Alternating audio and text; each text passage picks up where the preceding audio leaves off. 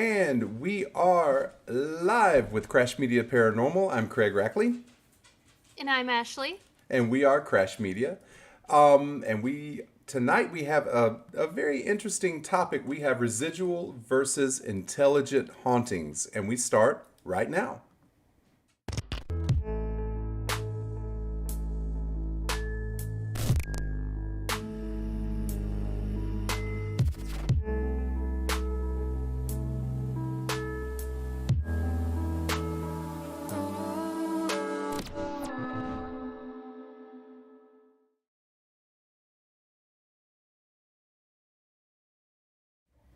All right, welcome back to Crash Media. And Ashley, how's your day going?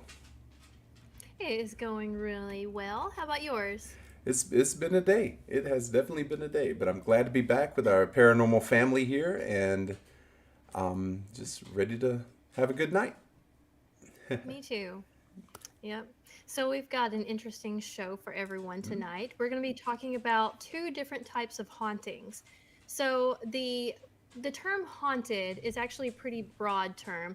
So there's many different types of hauntings, but we're going to discuss two tonight: residual and intelligent. Right. So understanding the differences with these two types of hauntings will help make you a better investigator and help you understand, how to approach investigating and save you from a lot of frustration. Right. I agree. I definitely agree.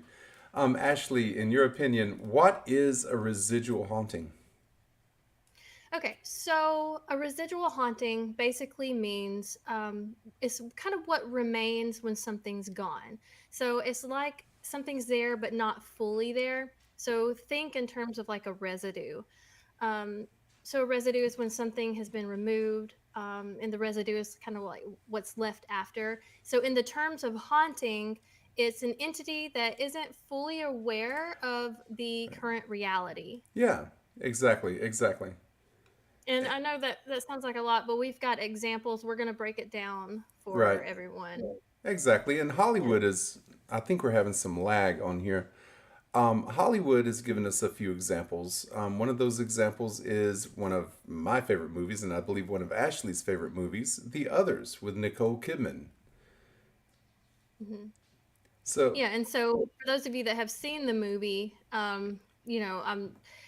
it's been out a while, so there's going to be a few little spoilers here, but it's basically about a mother and her children, and you don't know until the end, but they're ghosts in the house, and they're unaware throughout the whole movie that they're actually dead.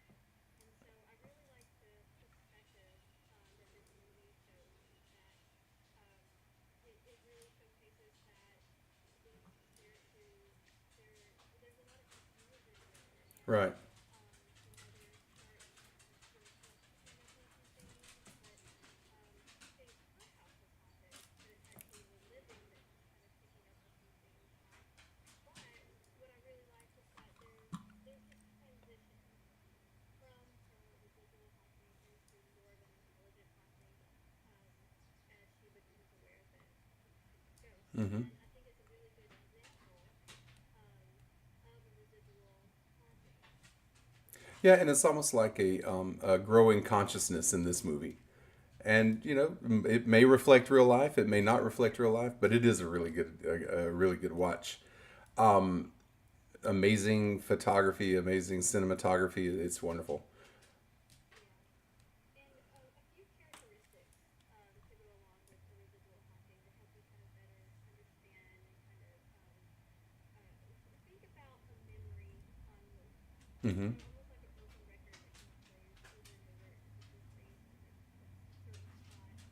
Um, and so, like footsteps. So, an example, we've investigated houses where one of the claims is maybe footsteps being heard at a certain time of night. Right. Um, and, I mean, honestly, you can have multiple types of hauntings in one location, but if you hear something, like when we went to Old Harriman Hospital Hmm. or any hospital, investigators have experienced things,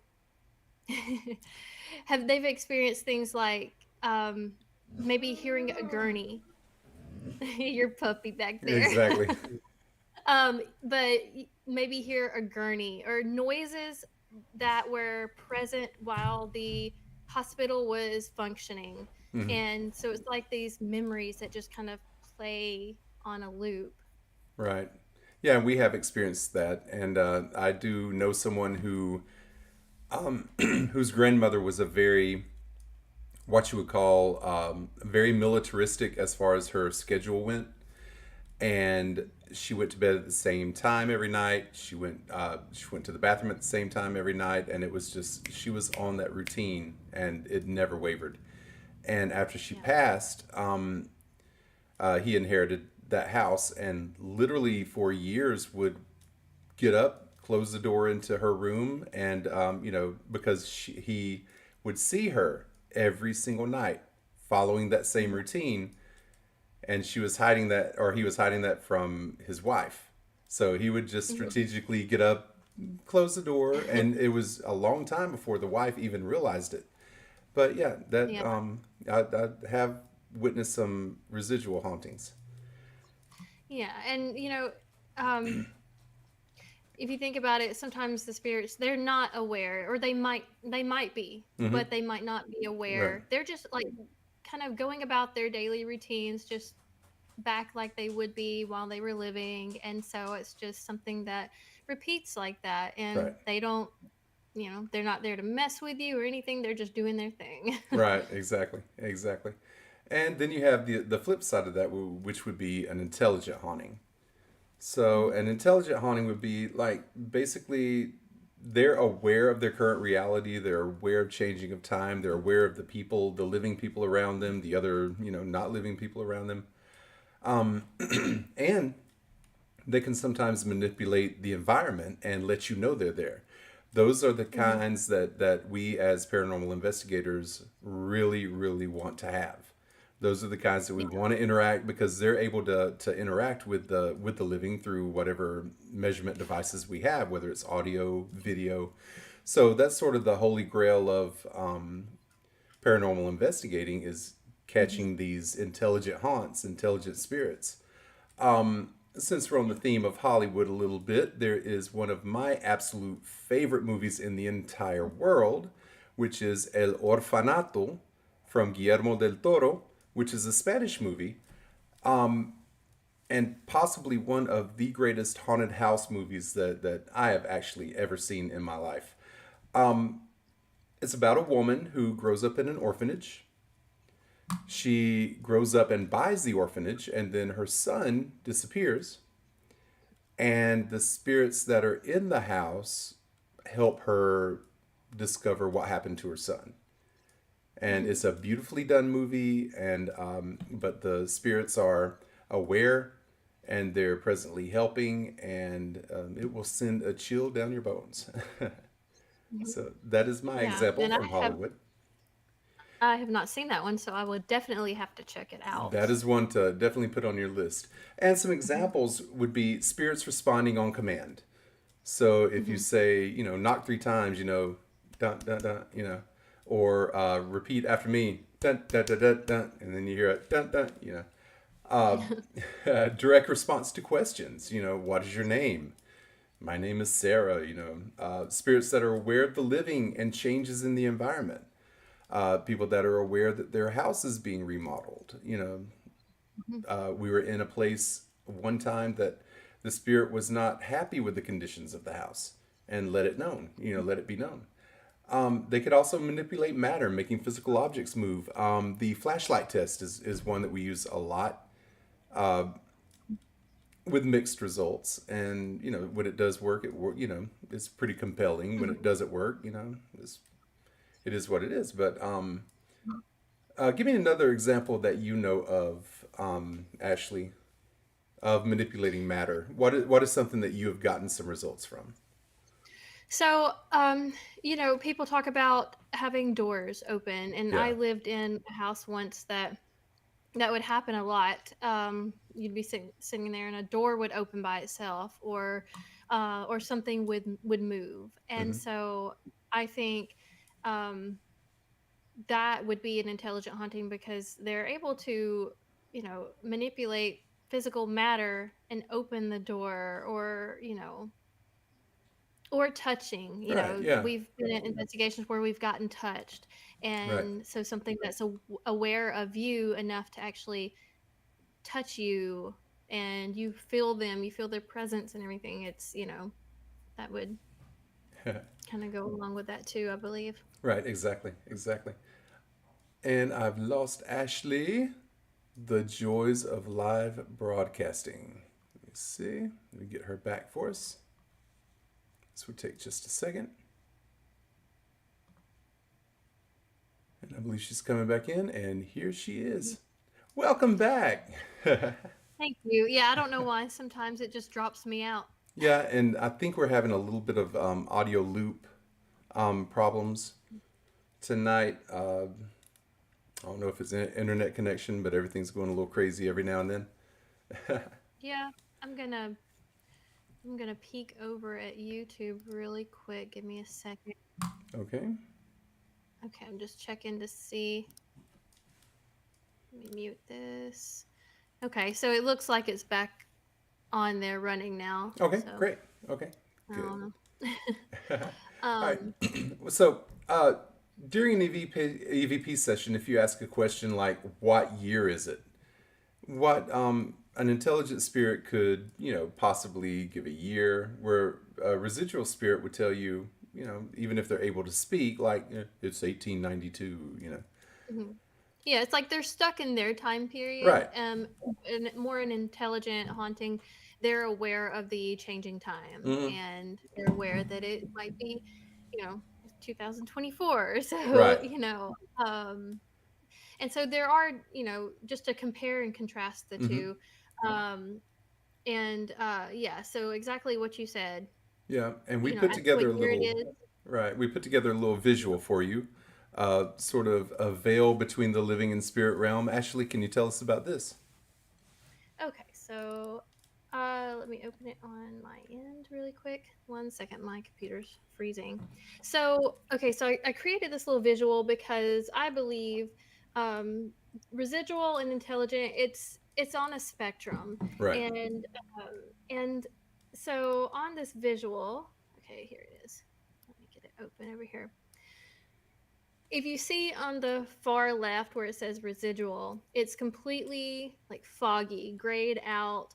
And as you approach to the right, further and further to the intelligence side, things get a little bit clearer. And I believe that that's kind of how it is for a spirit when they're on the more residual side. Things are cloudy to them, it's confusing, but the more they go kind of transition over into that intelligent side, they can see through that veil, they see you, they can interact with you. And so it's not just a residual or intelligent. I believe that it is on a spectrum, and there's Right. different levels of that. Right. And I have up on the screen now is the spectrum that we've. Yeah, and so this is another one. Up top, you have residual. Over to the left, it's 100% residual. The further it goes to the right, you have 0% residual. The bottom has the intelligent scale, so from 0 to 100. And if you kind of look at this, it's just kind of and this is very simplified terms, and I believe it can be so much more complicated than this, but it is a spectrum. Hmm. And so you can have something that maybe is a mixture of residual and intelligent. But if you look over to the left where it has 100% residual and 0% intelligent, they're unaware, they're unresponsive, they cannot communicate. They're a residue of a memory, so to speak, and they're kind of trapped in their own time. So, but the further you go towards the intelligent side, like look at the 50-50, they're somewhat aware of time and space. And so, they can interact with you, and they're a little bit more aware of like what's going on. Um, they're occasionally responsive. They do have the ability to communicate. And so it continues all the way over to, 100% intelligent, which I don't know if there's necessarily a 100%. Maybe I think it would be more like, 99 and 1, because I do feel like there is a mixture there, and it doesn't have to be like, either or. Right. Yeah, I agree with that. Definitely. Definitely, definitely. So, what are some examples of residual hauntings? Well, I have one, actually. I've put together one for us. Okay. And I talked about this on one of our episodes that we did probably about a month ago, maybe a month ago, Mhm. when we talked about a night that we had at University of Montevallo in Birmingham, Yeah. or outside of Mhm. Birmingham, and we caught some humming, which was really Mhm. interesting, and also correlated with some of the witness experiences in Montevallo's main hall. And Mhm. one of the claims that they had was the girls would be changing or something. They would just hear a man humming in the hallway. So as we're Mhm. setting up, this first audio clip is what we captured while setting our cameras up, while setting up for an EVP session. So let's Mhm. take a listen to this. I have to take my teeth out to chew gum because that's sad. My husband makes fun of me so bad. All right, so there you can hear two instances of hmm, Mhm. and it was the same tune being hummed. Yeah, Later, and a lot of mhm. times. No, I'm sorry. Oh, No, I was gonna say, a lot of times when you catch things like that and it's a residual sound, it's kind of like by luck, hmm, because they're not really responding to you. It's just you're catching it when that spirit is just minding its own business right. humming, and so yeah. Exactly. And later on in the night, me and another one of our investigators had to run to the restroom during the session in the hallway, and the restroom's right there. So it's like run. And while we were in there, I put the recorder on a stack of boxes, and we got this one.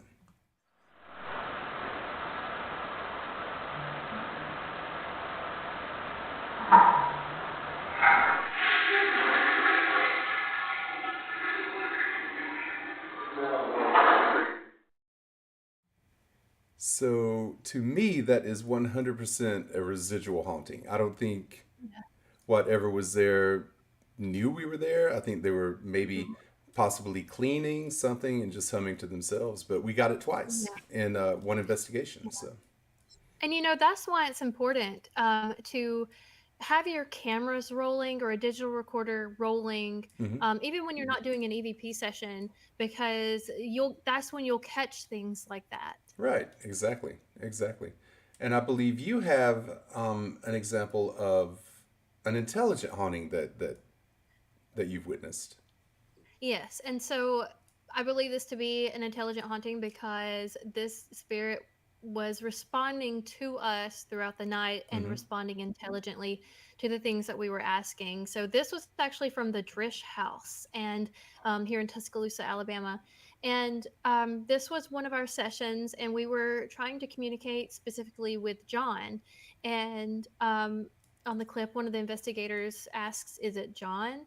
Because we had just said, like, "What's your name? Is it John?" And then the voice comes through, almost like, assuring us that John. Hmm. So he says his name, and so he's definitely responding to us. Okay, so I'll play that clip for us. John,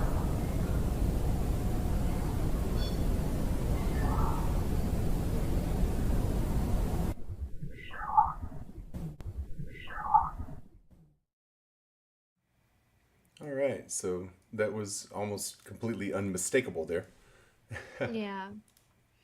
And I have a question for Hmm. you. Okay. And all of this is basically, kind of just in theory. Hmm. So, what do you think, or how do you think a spirit becomes residual or intelligent? Like, what determines how intelligent or residual a spirit will be? Well, there's a lot of theories out there. One of them is running water.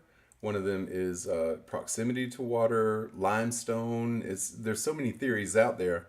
Almost like buildings have memory. Like I believe it's called the stone recording.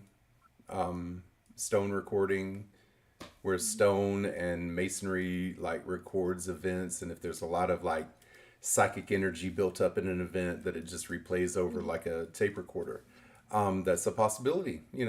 That's one of the reasons we're here, is to see if we can figure out some of these Mhm. mysteries, or to at least Yeah, put some and theories forth. yeah, and it's like with the running water and things Mm-hmm. like limestone, these things are conductors of energy. And when we went to Hell's Bar Dam a few years ago, it's surrounded by water, and there's this whirlpool within the building, like inside the Oh building yeah, where the water right. had flooded in. And so it's a constant flow of moving water, which is one reason why the paranormal activity is so high there. Yeah, yeah, and that was a Mhm. pretty cool place. If you ever get the chance to go, it's definitely worth it. What Mhm. do you think about intelligent hauntings? What are your theories? Um, One thing I think that could almost determine something to be an intelligent haunting, I think a lot of times when a place is investigated, Mm-hmm. and this isn't the case for all the time, but I think when a place is constantly investigated, I think that the spirits could become more aware and understanding of what all is happening, and that could Mm-hmm. kind of coax a spirit more towards that intelligent side and be able to respond to equipment or respond on Mm-hmm. command. Right. And yeah. Hmm. Um, for our non-investigators, or people that are new, we sort of put together sort of a list of some equipment that we use that could be used for residual, intelligent, or both. So let's take a look at what Ashley has put together here. Let's take a look at residual equipment. All right, Ashley, Yeah. what do you have here? Okay, so one thing I do want to say is um, there are, okay, to save you a lot of frustration when you are investigating, and let's say you're asking these questions, things just aren't necessarily responding. You can get frustrated sometimes as an investigator. But you really do need to understand the differences between a residual and intelligent haunting, especially in knowing what equipment to use for that. So, Mm-hmm. if you look at this first one, sensor equipment. So, sensor equipment is used to detect motion and vibration. A geofoam is going to detect something walking, it's going to detect those vibrations maybe on the floor. And a laser grid, something might pass in front, or between the laser and like where it's reflecting on, and you'll see an image kind of pass through. And so things like that, I believe, are good to use in situations like that. A full spectrum camera, so they might not be able to manifest on command for you, but a full spectrum camera is going to help you see things that the human eye cannot see. So shooting with infrared, where the camera does not need assistance of ambient light to capture the visual spectrum there. Mm-hmm. And thermal cameras to detect, cold spots, or, um, also the DVR systems that we use. So when we investigate, we set up our whole DVR system, and it's monitoring the rooms that, let's say, even if we're not in there, the DVR will catch it on video if something moves in that room or something happens. Um, and the third one, EMF detectors. That's a good one too. Those are really good for intelligent hauntings because you can get spirits to respond on command. But you can also use it for things like residual hauntings because they can detect something that's there. Now, the spirit might not be able to interact with it, but it can still show you the fluctuations in the environment. Right, right. And I do want to say, I don't think our chat is working at the moment. So if anyone is sending us a chat, we're not able to see it for some reason. I Yeah, but we'll know, always, yeah. after it posts, we'll always go back and respond to Oh, people if you absolutely, leave us absolutely, a question or anything. absolutely. All right. So Ashley also, with her wonderful editing skills, has also done an intelligent equipment list. Yeah, and so there's no right or wrong way to do all of this. I mean, these are just a few examples of equipment Hmm. that I think would be best for certain types of investigating.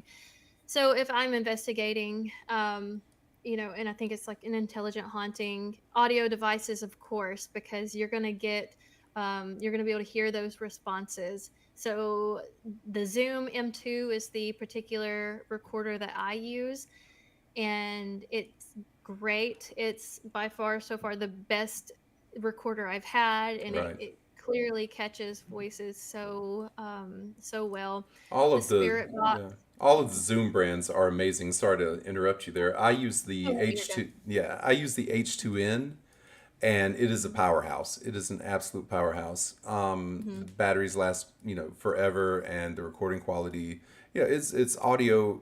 It's basically the audio for film. So, Yeah. you know, this is what the professionals use, so it's what we use. Yeah, and these are the things that really help you hear the voices and responses that you can't hear with your own ears. Hmm. Spirit box, those are great because spirits can actually, especially the intelligent spirits, can really come through and manipulate that white noise and speak through that static, and you can hear responses that way too. Um, Visual, the same as any of the equipment I mentioned with the infrared cameras and all that, that too. But the example I used here was SLS. Hmm. It's I my think the favorite. SLS, yeah, and I think that's a great example because we've had times where the spirit has responded to us by maybe waving an arm or doing something on command, and the SLS can see that entity, whereas we can't see it with our eyes, but it can see it and it maps that figure, um, and it allows you to see when a spirit is kind of responding to you. Right. Um, And we've used it EMF. to great success in especially two locations that we've been, uh, Mhm. Old South Pittsburgh Hospital and what is the other one, Ashley? Um, we Woodruff were somewhere. Fontaine. Yeah, Woodruff Fontaine Yeah, House. that's And yeah. yeah. And that one, you guys actually caught a figure playing an instrument. Hmm. Yep, absolutely. So yeah. EMF technology as well, the K2 meters, mel meters, REM pods, um, and but to investigate an intelligent haunting with these pieces of equipment, you can direct the spirit more towards using the equipment. You Hmm. can direct them towards, making one light up or touching the REM pod and making it go off. And so you can actually use these for an intelligent haunting to communicate. Um, and then Right. mechanical and trigger objects too. So the flashlight, so this would be um, a little more, they would have to kind of physically manipulate matter, but they can use flashlights. We've had good success with that before. They turn the light on and off to communicate. Dowsing rods, that's another one that, there's a science to dowsing rods. People use them to find water underground. And so they obviously detect these energies, and spirits are believed to be able to use the dowsing rods to communicate. And the Boo Bear. And so to me, if Good a old Boo child Bear. yeah, if a a spirit recognizes something like Boo Bear, to me that's intelligent because they're seeing it and they're responding to what they see, the physical object that they see, and they're brought to it as it's a bear, it's a teddy bear to specifically attract certain spirits like child spirits, and it's basically an EMF detector inside, Right. but the outer casing of the teddy bear is used as a trigger. Right. And of course, because investigating the paranormal or parapsychology investigators, it's not an exact science. So you can have it like the flashlight and it's barely connected, and it just randomly makes connection. It's when you're able to sort of correlate the responses with the questions. And dowsing Mhm. rods, they've been, I don't know if you would say great success with dowsing rods. But everything is trial and error, and what works for Mhm. you. If you're able to get that communication, because that's what it's all about, is just communication, and trying to see what all is out there. Yeah, and if you're doing an investigation and you just aren't getting responses Hmm. to certain questions and you review your recorder, you're just not getting anything or no hits on your EMF detectors or anything, you do need to think about it in terms of, okay, well, it could be a residual haunting here. Possible. And so maybe these questions I'm asking are not working because it isn't aware of me. It can't hear me asking these questions. So don't let yourself get frustrated as an investigator if something isn't responding. Just change your approach up a little Yeah, bit. absolutely, absolutely, and stay at it. And of course, some places are haunted, some places aren't haunted. So, you know, the way we Yeah, look and at it, yeah. sometimes Go ahead.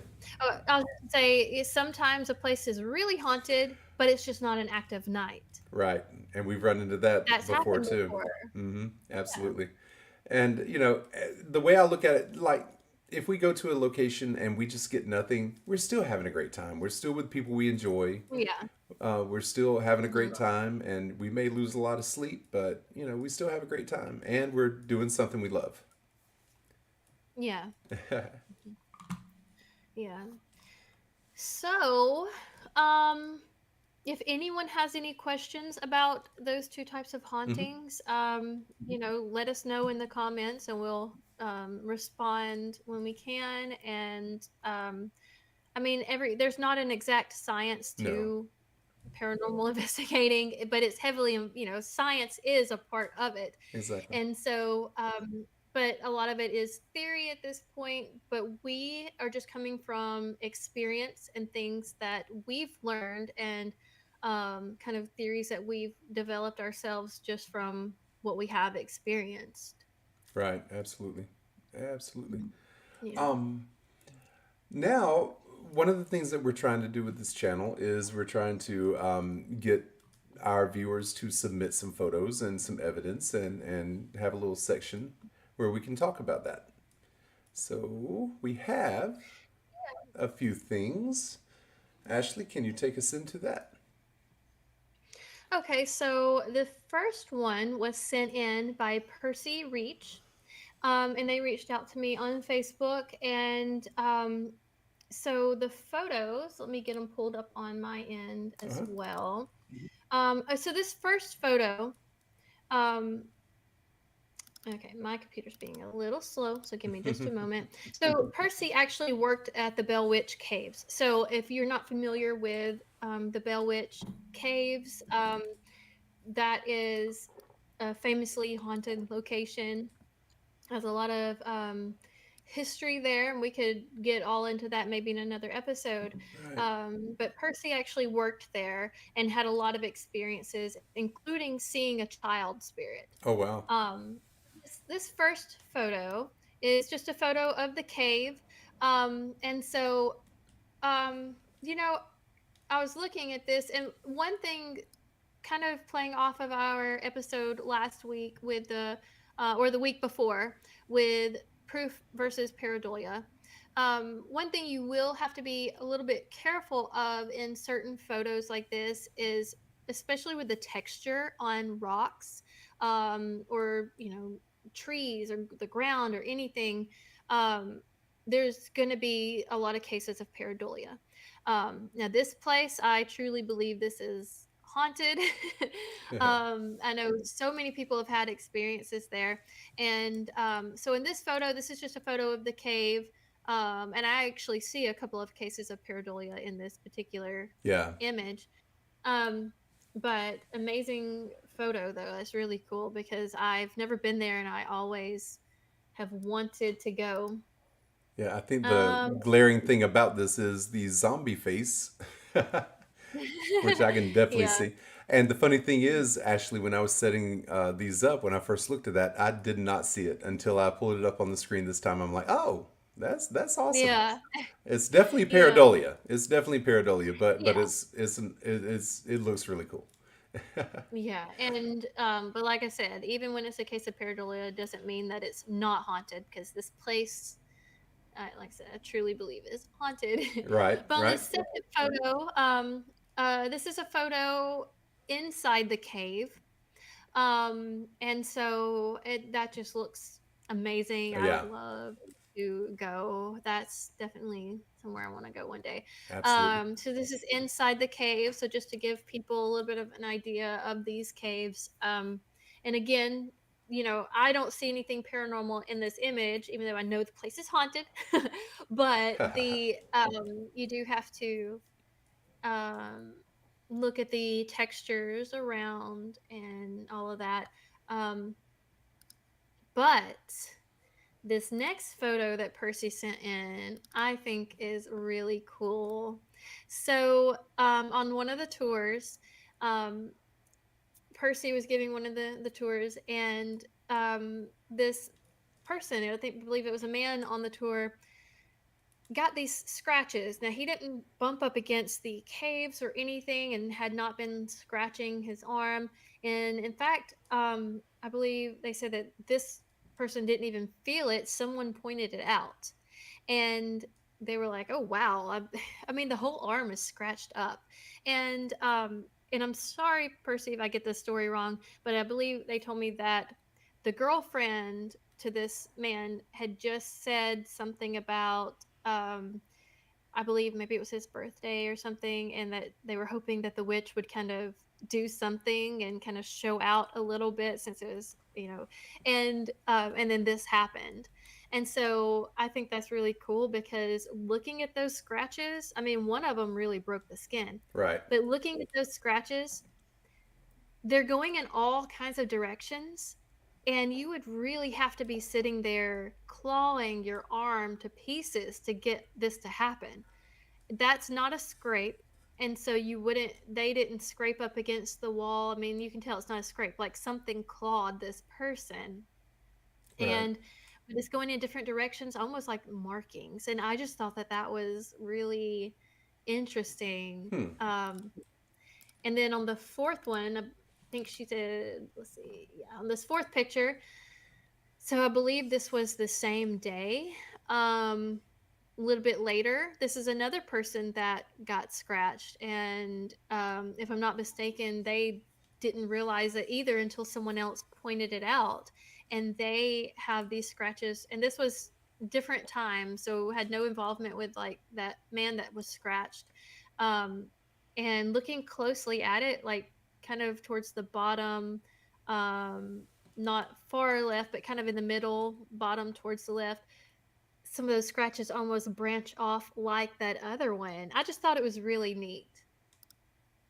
Yeah, yeah, it's definitely neat. I have not been scratched in my years of paranormal investigating, but I have been around some investigators who had been scratched. How about you? Hmm.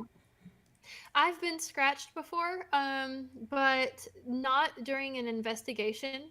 But I was somewhere where it was really weird because, and I think I've shared it on a past live, and so Hmm. I'll have to share it again in the future on because I've got a picture of it um, on another episode. But me and one other person got scratched at the same time in the Oh, same exact spot, kind of on the back of our neck right yeah. here. And so, but the scratches look the same, happened within just a couple of minutes of each other. Hmm.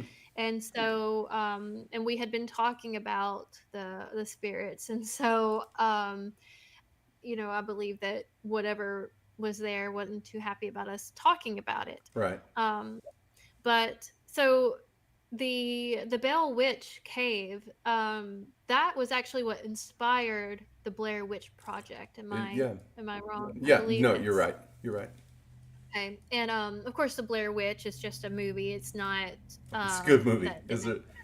but it is inspired by the Bell Witch Caves. Right. And so yeah.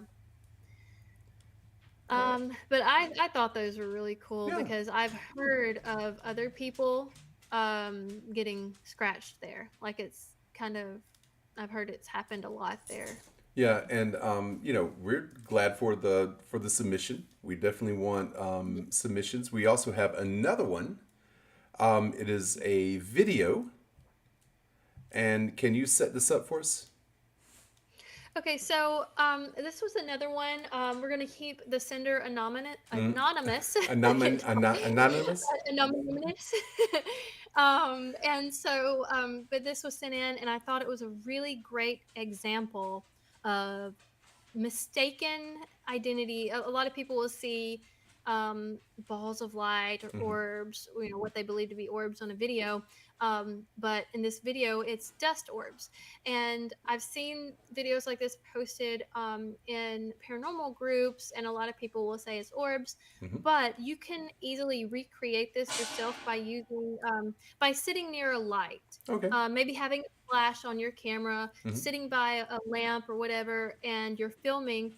The light is going to illuminate the dust in the air, small particles you can't even see with your Right. eyes because they're so tiny, but they're going to look much larger and illuminated, and it's dust. But this is a good example of that. So you're going to Yeah. see on this video, she kind of like pans across the room, Hmm. and all the little orbs that you see are actually dust orbs. And with their permission, we wanted to share this as an example. All right. Here we go, and we'll be right back.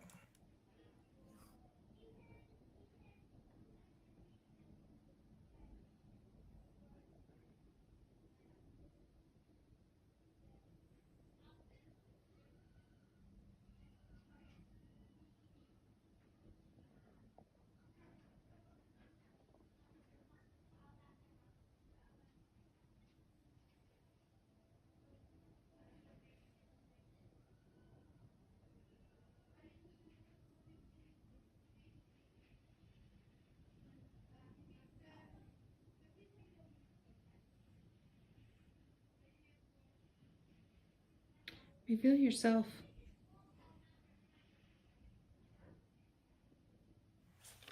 All right.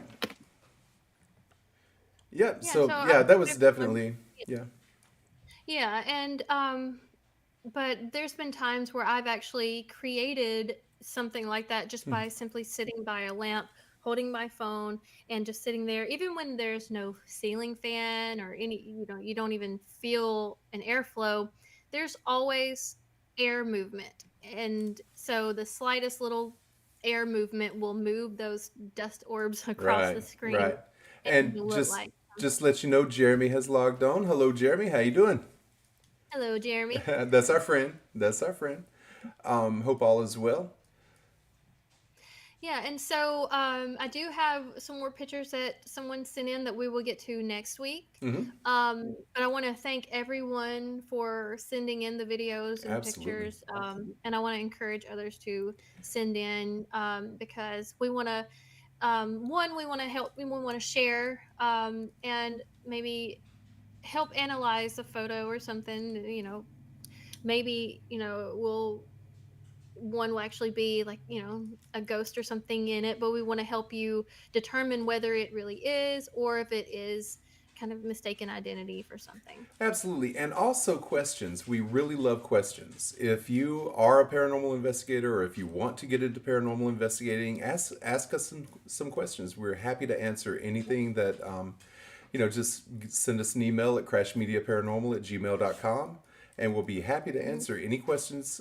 We will be doing some lives about setting up a paranormal group, how to ethically investigate locations, and how to get clients. So we have some good shows coming up for us. Yeah, and I do have a question for you, Craig. Oh, good. Okay. Which type of haunting, residual or intelligent, do you feel is more prevalent? Is one more rare than the other in your opinion? From the years that I've been doing this, I would definitely say residual. Hmm. What about you?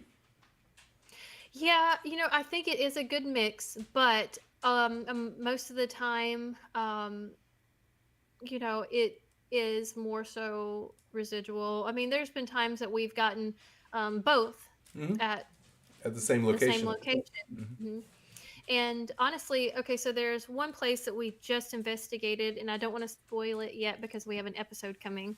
Right? But throughout the night, I started to believe that okay, what we're experiencing is residual, which I feel like there's a lot of residual there. Yeah. But then there was something else that happened that I'm like, okay, so there is something intelligent here. And again, I'm not going to spoil it, so No, y'all got to and you tune haven't into even the told me, so episode. I don't even know about it yet. Oh yeah, yeah, it's gonna be good. I've got some, this episode I'm working on now is gonna be a couple of weeks before it's ready, but it's gonna be good. Right, right. And next week or this coming weekend, which is the 8th, I believe that Ninth. was it? The ninth. It'll The be the ninth. ninth. We are going to be. John, Sorry about that. That was a little slip up. We are going to be at the Drish House. So we will Mhm, be coming to you live from the Drish. mhm. It will be my second time uh, investigating there, and I'm really looking forward to it. That's gonna be a good spot. So we will be coming live. We will not be doing a 3 hour live. We're trying to figure out the best way to maximize our time while we're there. So we will Yeah. probably do about a 45-minute live, maybe a couple of times throughout the night. But definitely join us for that. It's going to be a very, very fun night. Yeah, and this location is one of my favorite places. Now, I've been there when it was a little bit slower, but when it's not slow, it's one of the most actively haunted places. This is where the EVP we played earlier, this is where it was from. Hmm. I've gotten some of the best EVPs that I've ever Oh, gotten I'm at this excited. place. And so, yes. I'm definitely excited. So, We yeah. have a lot of things coming up. We're going to need y'all to help spread the word for our little podcast here. Mhm. We're getting some submissions. We're getting some good questions. We're getting a good audience being built up, and we just want it to grow, grow, and grow. And we've got a lot Mhm. of things coming up that will probably surprise you. So we're excited. Yeah. Very excited. So, yeah, so we thank you all for being here. And yeah, we've got a lot coming. Exactly. All right. And absolutely. Thank you. And if you have any questions, crashmediaparanormal@gmail.com. And we will see each other very, very soon.